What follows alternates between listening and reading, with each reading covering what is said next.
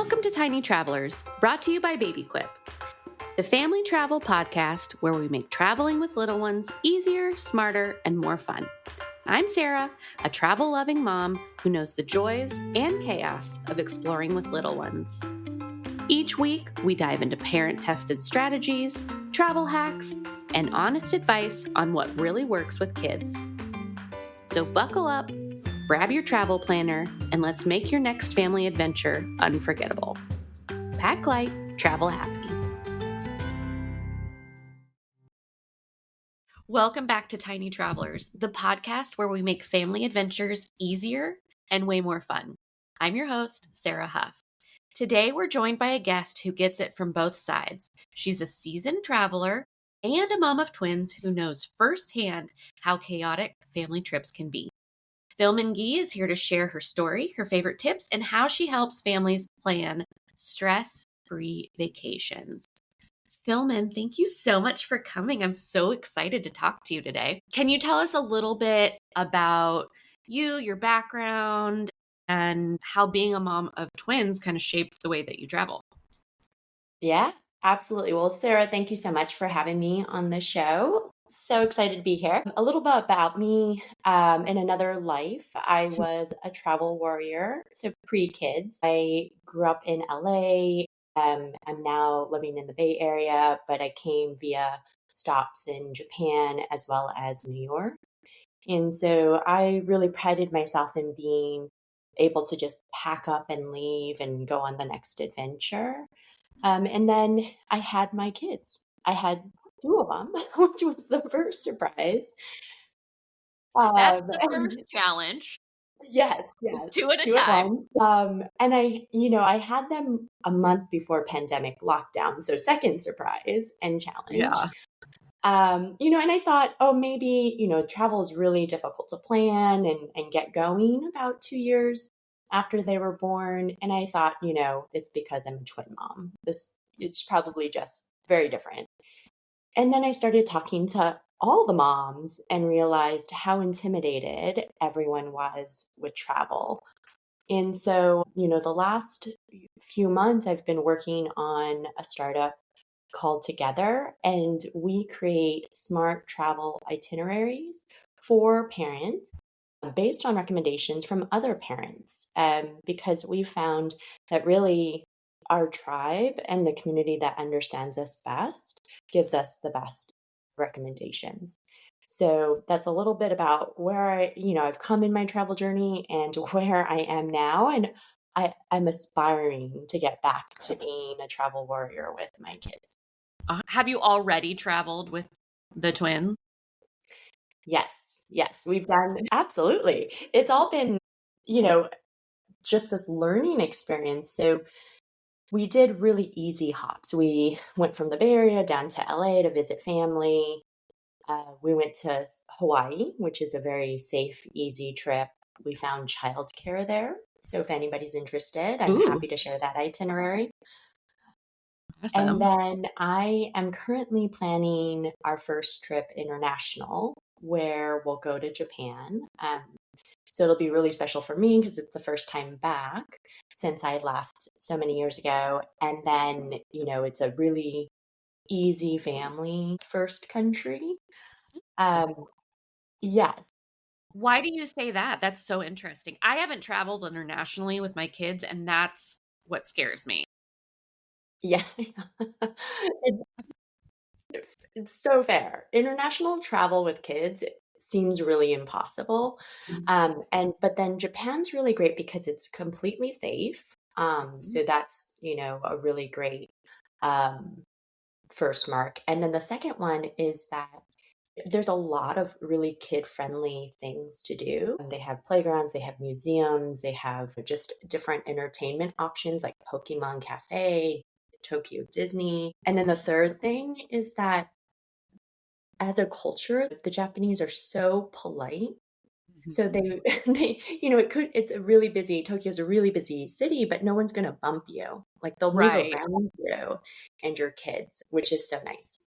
So I think that you have said that a few early mishaps in your traveling adventures with children have kind of Yeah. shaped where you are going and what you're doing with your business and how you help families. So can you share some of those mishaps? We love knowing about what's gone wrong for mom. Yes. Yes, so we can course correct. Absolutely. I feel like I've made almost every mistake. Mhm. It's really, I booked the wrong hotel rooms. And so, really had an 8 p.m. mandatory curfew for everyone. We had, because this is a funny story. So I had twins. One of the girls apparently kicks in her sleep, which we didn't know. Right. So that's interesting in itself. Oh, so that's great for sleep. Yeah. And then, so she, very early on in the first night, she kicked her sister out of the bed. And then her Oh my. sister refused to go back into bed with her. Right. I would too. And yeah, for safety reasons. Sure. So then me and my husband had to split up, and then have each of us was with one child, which meant 8 p.m. lights were out.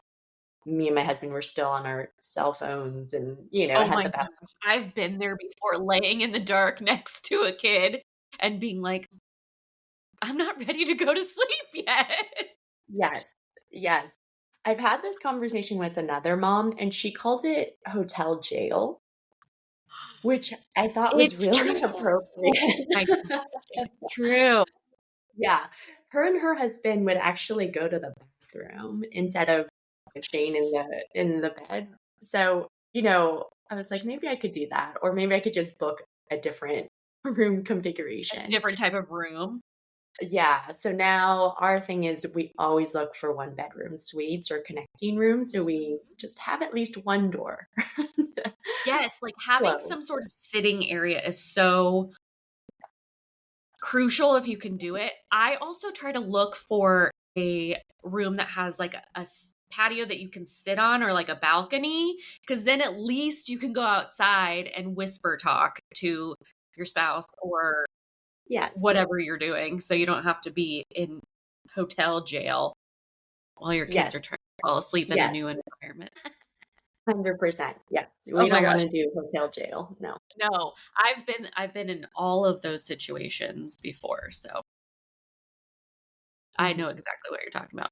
So, when you work with families, what are the top things that you focus on to make sure that their trip works for them, that they have the right accommodations and all of that stuff? What do you focus on for families that's important? Yeah, yeah, absolutely. So there's three main things just on any family will be planning. So it's hotels, activities, and restaurants. And I really, really focus, especially because of my own mishaps, on hotels. Mhm. Really, because if you think about it, you get a few days of vacation, and sleep is so integral to making sure everyone is rested and happy. So I definitely take a lot of time to understand what hotel room or hotel even is needed. And then you kind of look at the activities and the restaurants, and I look at the kids' age.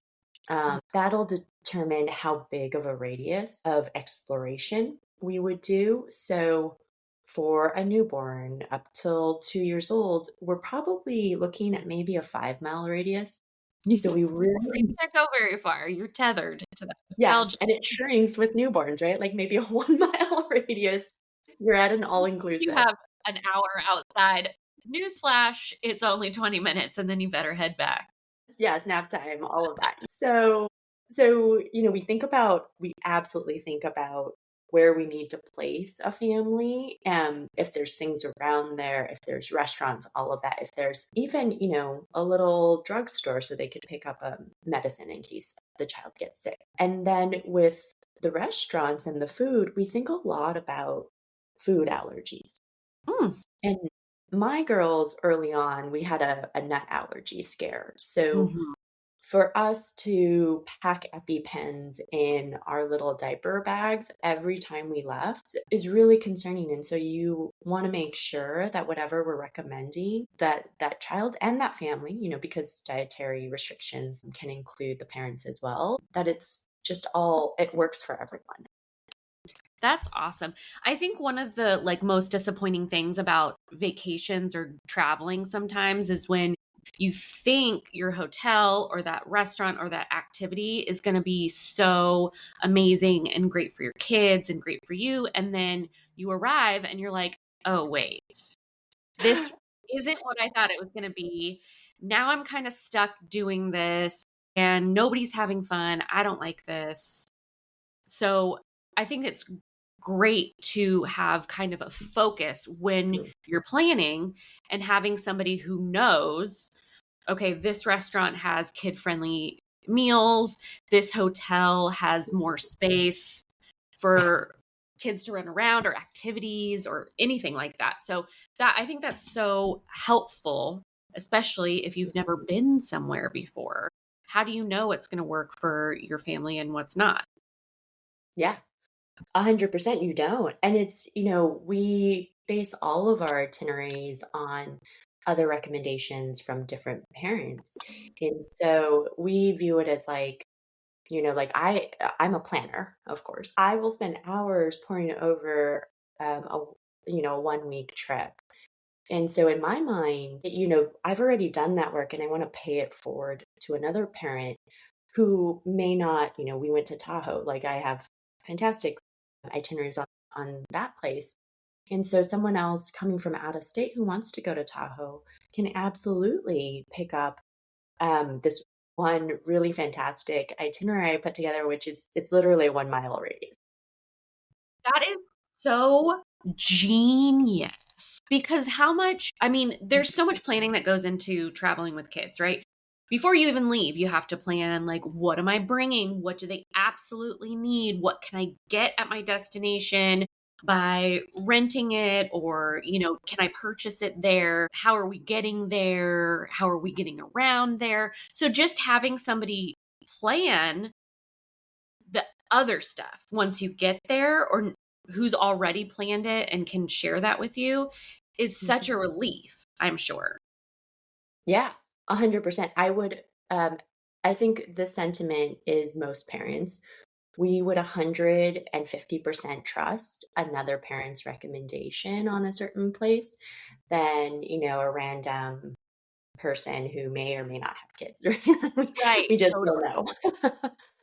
know. And so the plan for Together is, yes, we handle a lot of the foundational travel planning, but we love companies like Baby Quip and other ones that are thinking about the really hard logistics. For example, I've just been thinking about getting a van from my house to the airport when we go to Japan with car seats. Mm-hmm. It should be really simple. It's just Because, take a car, how put many some car people seats. need to go somewhere with kids but don't need to bring their car seats? It's like, come on, family travel industry. That's what we need. Yeah. Yeah. Yes, 100%. But I would say, just family tech in general is so basic. Mm-hmm. It's so behind where we are with tech in so many other areas. As an example, my girls went to this preschool and we used one of their apps. And the only thing we used on this entire app was to see that we were making the payments monthly. As long as the money's right, they don't care. They didn't use the messaging part. They didn't use the photo uploads. They didn't even use, like, I had to go to a different site to put in my payment info so I could see that the payments were going Oh my through on gosh, this that other drives app. me crazy. My boys are in school. They're kind of in, not kind of, they are in elementary school. And I swear there's so many different apps to log into, sign Yes, you get it. into. Everything needs a different password. Go here to look at this and then, but don't look at this. And it's crazy how many Yeah, apps there yeah. are for your kids. And if you can, your parents who our minds are fragmented already about did Mine's I like shattered. Not know, fragmented, it's isn't like it broke? in a billion pieces. We're still like recovering and we're trying to piece it I back think I'll be together. recovering until I die. 100%, yes. Um, so so our minds are broken. Right, And then definitely. yes, yes, permanently, unfortunately. But Uh, then you're asking us to use all these other things that then further makes us crazy. And what we're trying to do with Together is just, at least for travel, like just put it in one spot. So you can come and create an itinerary and with us, and then we can go ahead and move and do booking. And then we can also add in all the other things people didn't think about, like a food tour that's appropriate for ages 5 to 10 and their family, or, just like a private car tour to see all the sights because kids have little legs and we can't we can't trek the whole day like right. we used to. Dang it. So yeah, I know, unfortunately. I do miss Those that though. kids, they get in the way of everything. Just kidding. They're adorable and mini. They are, but they're a lot of work. But Yes. that's why we're here talking about this, so that we can reduce the work. What's the biggest mistake you see parents make when they're booking hotels for their family trip? What's the biggest mistake parents ever make? Yeah, ever make, yeah. They overpack. They Mm-hmm. overpack, right? And I totally see it, right? Because when I was a traveler before without kids, we would pack our day. So we would go early morning on a tour. We'd take a little siesta in midday, get right back at it, end in a bar and go home past midnight, right? Like and start again. But that was pre-babies. Mm-hmm. And what I see with a lot of just some of my conversations with other parents is, you have to right size it for the kids. And I even found myself doing that when I was planning for Japan. I was like, oh my gosh, I haven't been there for decades. Like, I really want to see all these things. Um, and then I remembered, I was like, oh shoot, my legs are much longer. Kids, in I have Japan, more unfortunately, stamina, yeah, yeah. maybe. I have more of a focus, right? So I'm okay with going to 5 shrines. My kids maybe one, Maybe. and maybe, hopefully, if we get lucky.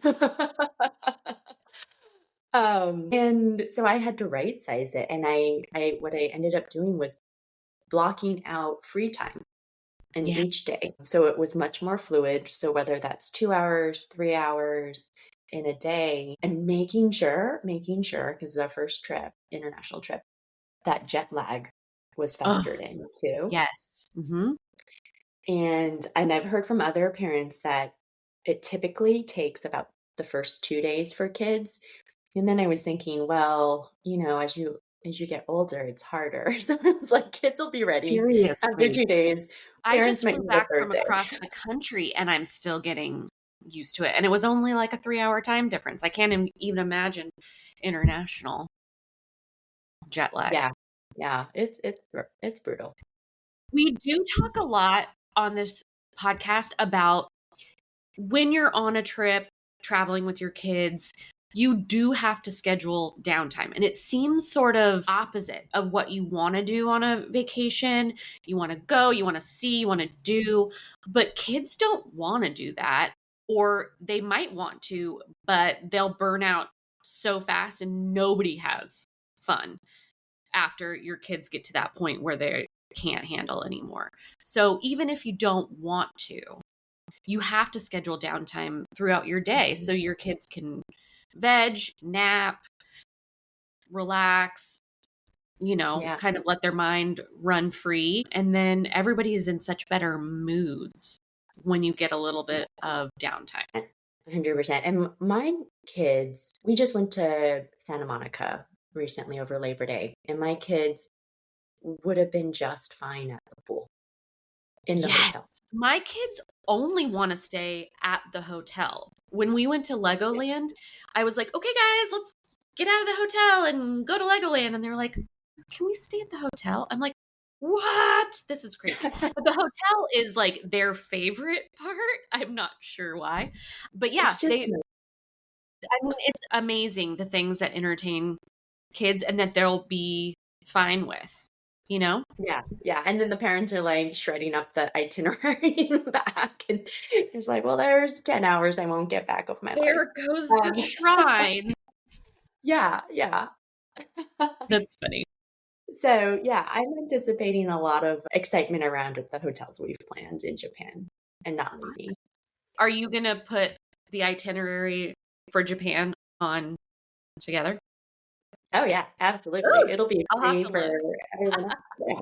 If a family is planning their first trip with young kids, or maybe even, a little bit older, we all kind of do things at different times, but what's the one piece of advice that you would give them?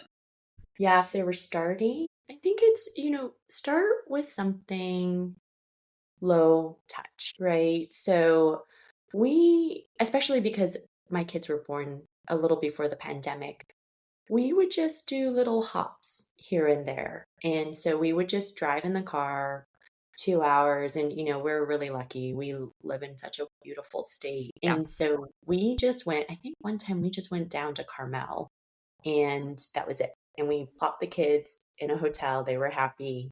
And then we looked outside and it was beautiful and we were happy. perfect. We had happy I mean, kids. during the pandemic, anytime you could get out and do Yeah. anything, see anything but the inside of your house, you were like, yay, this is great.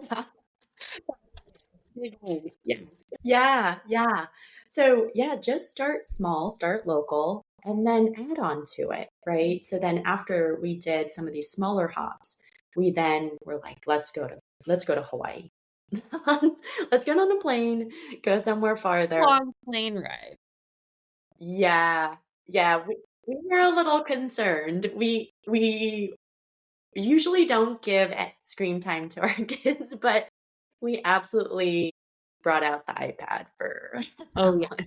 And then if the Wi-Fi is down on the plane, you're like, what am I gonna do with these kids?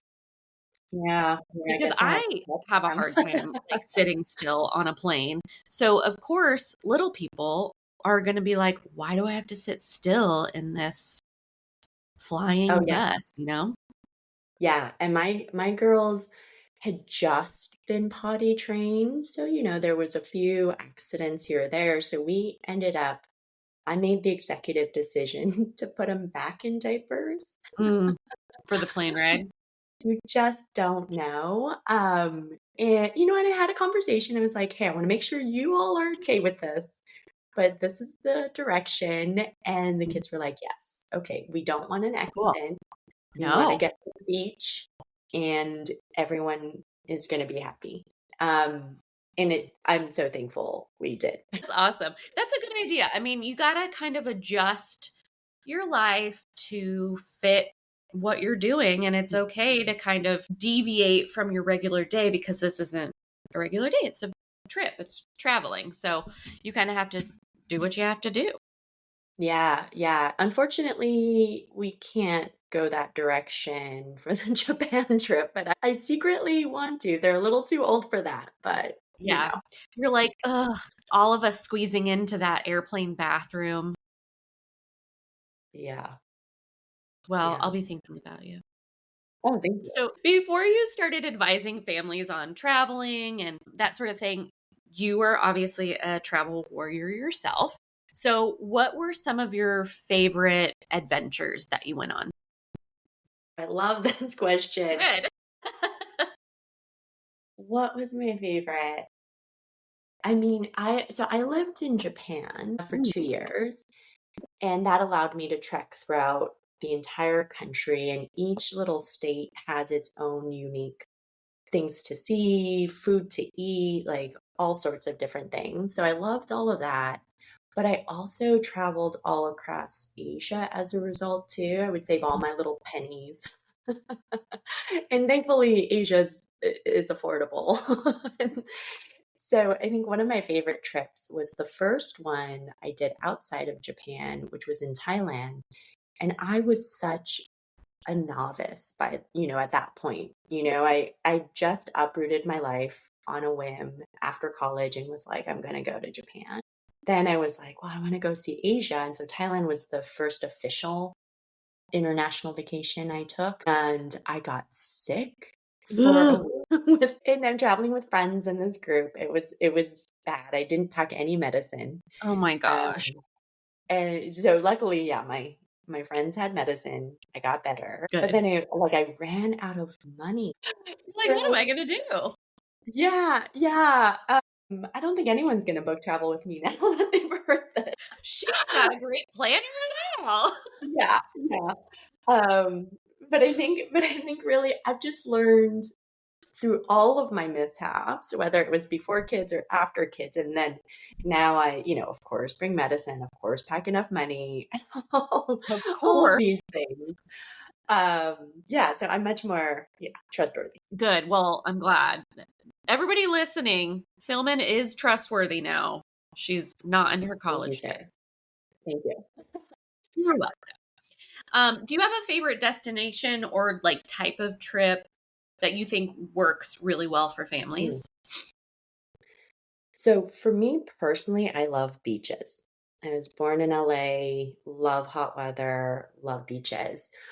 I think it works so well with families, especially ones that are just testing out the waters on travel, simply because, these, you can go to Hawaii or you can go international to Mexico or other places, and you can get these resorts where it has a lot of things that you're looking for. So it has great hotel rooms designed for families. It could be all inclusive. It has stores and restaurants within the facility. So you basically just show up, roll out a blanket, and you're on the beach and someone's taking care of you. I love that.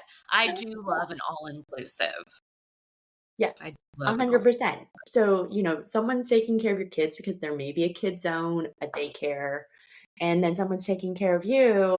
And so it's just when, I love that. I need to plan another vacation, an all-inclusive. yes, Every time my husband and I travel by ourselves, we're always like, the kids would really love this. So I need to start planning another trip for the kids. They really love to travel. yeah, yeah. I mean, let me know. I'll get Oh, itineraries ready for yeah. you. Speaking of letting you know, if our listeners want to find you, get a hold of you, know more about your startup, where can they go? All the things. Yeah. So we're live with our beta, Travel Together, and together spelled without the second E. Okay. And yeah, and it's a challenge working when I'm spelling together without the second E because it happens all the time now. I bet. Oh, you're like writing together and they're like, that's not how you spell it. Yeah, yeah. And now my friends are really sweet, and then they remove the second E whenever they Oh, I they love write that. together in my text messages. Yeah. And then we're on Instagram, we're on TikTok, so travel.together, and you'll find Awesome. us. That is so cool. I'm gonna add that to my list of things to do. Thilmin, thank you so much for joining us today. I love how you've taken your own experiences and turned them into real solutions for families who just want to enjoy their time together. For our listeners, if you want to connect with Thilmin and you didn't write down all the stuff we just talked about, to start planning your next adventure, you can check the show notes for all of her info. And before we wrap up, a quick reminder Tiny Travelers is brought to you by BabyQuip, the #1 baby gear rental service. If you're planning a trip, skip the stress of packing all the gear and have it delivered right to your hotel, Airbnb, VRBO, or grandma's house. Use the code Tiny Travelers to save $20 off any rental of $100 or more.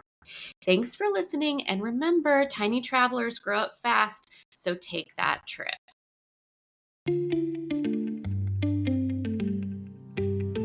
Thanks for tuning in to another episode of Tiny Travelers. I hope today's episode gave you the inspiration and practical tips to make your next family adventure easier, stress-free, and more fun. If you loved today's episode, head over to the show notes for promo codes and exclusive resources to help you plan unforgettable trips with your little ones. And don't forget to subscribe so you never miss an episode. Happy travels, and I'll see you next time.